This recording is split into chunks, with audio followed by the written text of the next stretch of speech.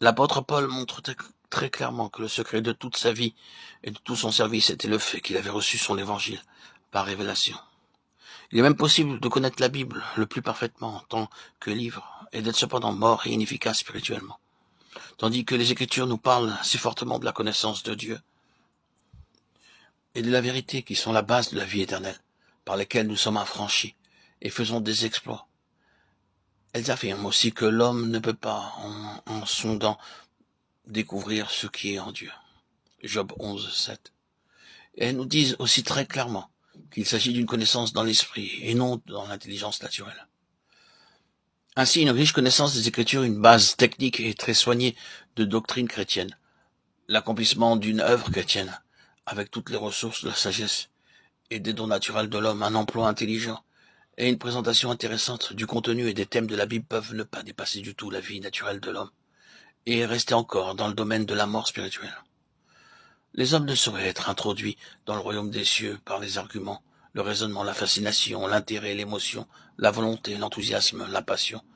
Ils ne peuvent que naître dans ce royaume, et cela par une régénération spirituelle. La nouvelle naissance apporte avec elle des facultés nouvelles de toutes sortes.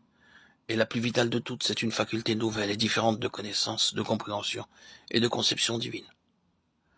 Le cerveau humain n'est pas mis de côté, mais il devient secondaire et non plus primordial.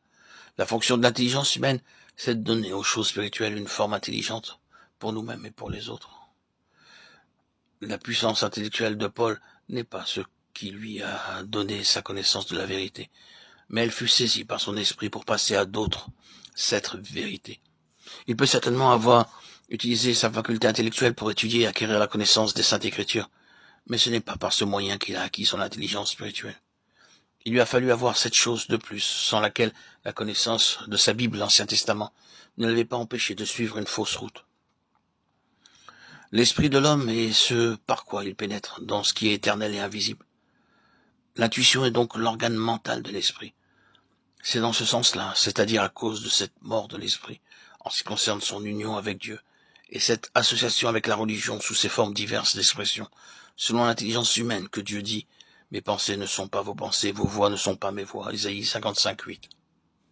Et la mesure de la différence est celle qui sépare les cieux de la terre, ce qui est céleste, d'avec ce qui est terrestre. L'une des grandes leçons que nous avons à apprendre et que Dieu prend la peine de nous enseigner, c'est que les buts divins demandent des moyens spirituels.